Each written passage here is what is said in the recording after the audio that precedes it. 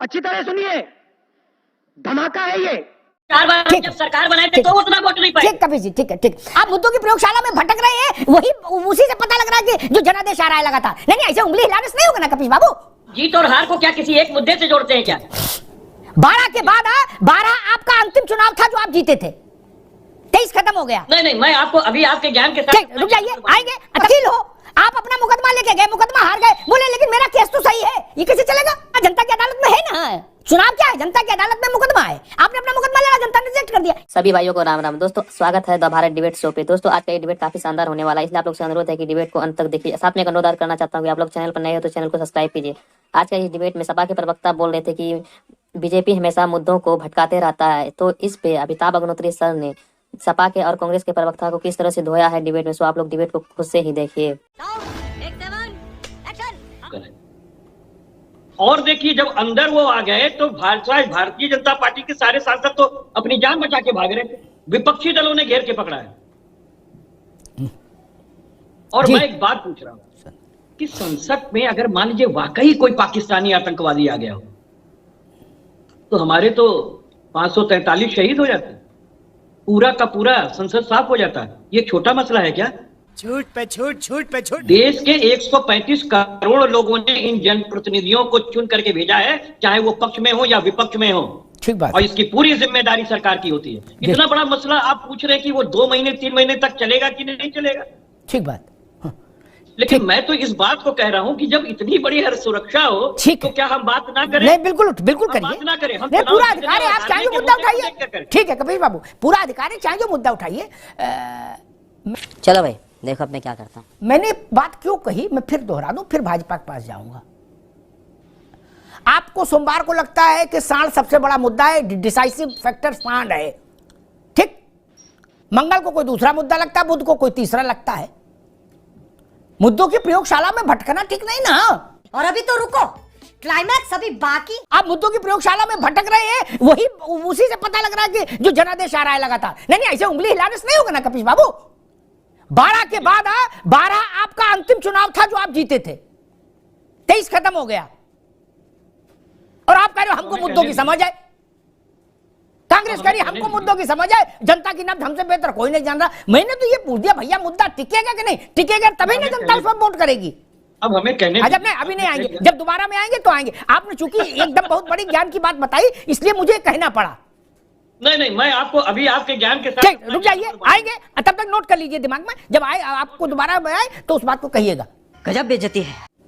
अजब बात है भाई, आपको जो मुद्दा उठाएंगे उस पर जनता ने जो फैसला दिया उसको उल्लेख नहीं होगा। आपने कहा कि सांड घूम रहे हैं, नीलगाय घूम रहे हैं, अन्य पशु निर्णायक मुद्दा है, अखिलेश जी ने उठाया, रोज फोटो में ट्वीट की 2022 में।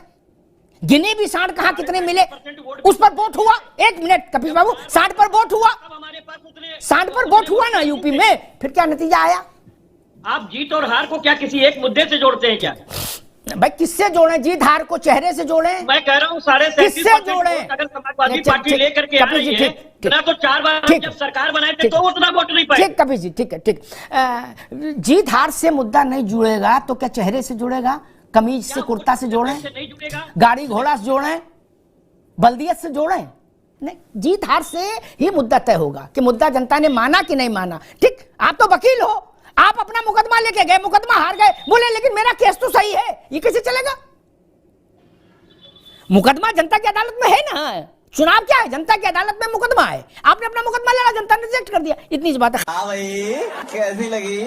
कपिल भाई वकील हैं तो उन्होंने कहा कि भाई सुप्रीम कोर्ट ने एक फैसला दिया था कि अरविंद केजरीवाल बाबुओं का ट्रांसफर करेंगे, फिर उसमें बदल दिया और वो नया कानून ले आए। हिलाल भाई उस फैसले में कोर्ट ने ये भी कहा था कि अभी जो कानून संसद ने पास किया है उसके मुताबिक जब तक वो कानून है ऐसा होगा। ठीक, संसद ने कानून बदल दिया। आप इस बात को इसलिए बेहतर समझेंगे, हालांकि केजरीवाल से आपका कोई लेना देना ज्यादा नहीं है, पट भी नहीं रही अभी, फिर भी मैं बता दूं, इसलिए समझ पाएंगे क्योंकि जब शहाबुद्दीन का मसला आया, देश की इतनी बड़ी आबादी की महिलाओं का मसला आया, तो राजीव गांधी का ठेंगे पे सुप्रीम कोर्ट नहीं मानते, पलट दिया लोकसभा में, बहुमत था उनके पास। तब लोकतंत्र खतरे में नहीं आया, ना संविधान खतरे में आया, न बाबा साहब की किताब खतरे में आई, न जनतंत्र खतरे में आया। नहीं हिलाल भाई, ये पिक एंड चूज ने देश की राजनीति का बेड़ा गर्क कर दिया भैया। नहीं, और तरक्की इतनी हो गई मुल्क की, 3,61,00,000 रुपया सुखराम के यहां मिला था। सुखराम के यहां 3,61,00,000 रुपया मिला था 30-35 साल पहले। नए लोग जान लें, बहुत से लोग तो तब स्कूल में होंगे। ठीक, आज साहू जी जो हैं, आदरणीय साहू जी उड़ीसा वाले, उनके यहां 351 की घोषणा हो गई है, यानी 100 गुना ज्यादा। ये तरक्की हो गई। हिलाल नकवी जी, मैंने इसमें क्या बात गलत कह दी कि भाई एक सब लोग लिस्ट बना लो बैठ के कि संविधान की हत्या कब मानी जाएगी, लोकतंत्र की हत्या कब मानी जाएगी। अमिताभ भाई, आपने बहुत अच्छा ये बात कही है जी। कि ये हम लोग को आपस में तय कर लेना चाहिए कि अगर उत्तर प्रदेश में जैन के यहाँ पड़ता है छापा और वहां से 300 करोड़ के ऊपर जो है वो पैसा प्राप्त होता है, उसके बाद उसका क्या हुआ हम लोगों को नहीं मालूम है, पर उसका नाम नहीं आता है। सुखराम का नाम आ गया और उड़ीसा की बात आ गई, लेकिन बीच में अभी जब यूपी के चुनाव चल रहे थे तब जो छापा पड़ा था वो कहाँ के थे ये भी हम लोगों को मालूम है। तो वहां पर भी बात होनी चाहिए, 300 करोड़ के ऊपर वहां पर भी पैसा निकला था, क्या हुआ, कौन सी जांच। हिलाल भाई, दो बातें, एक 30 सेकंड लूंगा। एक तो फिगर ठीक कर लीजिए, आपकी बात शर्माते, फिगर ठीक कर लीजिए। 197 करोड़ था एक, और दूसरा वो कारोबारी था 20 लठ मारो, वो सांसद नहीं था, वो मंत्री नहीं था, दोनों की हैसियत में अंतर है। ठीक है ना, अगरबत्ती बेचने वाला और मंत्री बराबर कर देंगे आप, ऐसा ना करो महाराज जी। सही बात क्या, तो बिल्कुल सही बात जी। है कि सांसद होता है, वो चाहे विधुरी नाम का सांसद हो या अनुराग ठाकुर नाम का सांसद हो, आप जो है वो चाहे अंदर बोले संसद के या बाहर बोले, क्या आप उनको जो है वो बराबर कर देंगे आम जनता के? नहीं कर सकते आप उनको बराबर। आपकी बात बिल्कुल जायज है, बिल्कुल सही बात आपने कही है। दूसरी बात आपने मुद्दे की एक की थी, राम जन्मभूमि का मुद्दा, 371 का मुद्दा, कॉमन सिविल कोड का मुद्दा, अब हिंदू राष्ट्र का मुद्दा सन 1951 से चला आ रहा था और सन 1977 तक की लगातार ये मुद्दा हरता रहा। अमिताभ भाई, क्या उनसे सवाल नहीं पूछा जाना चाहिए था कि तुमको जो है देश की जनता लगातार रिजेक्ट कर रही है, तुम्हारा मुद्दा तुम्हारे मुंह के पर फेंक के मार रही है, जैसा कि आज हमको कहा जा रहा है। तो राजीव गांधी ने, हिलाल भाई एक मिनट आप उत्तर दे दो, हाथ से क्लियर करते जाओ ना, एक मिनट।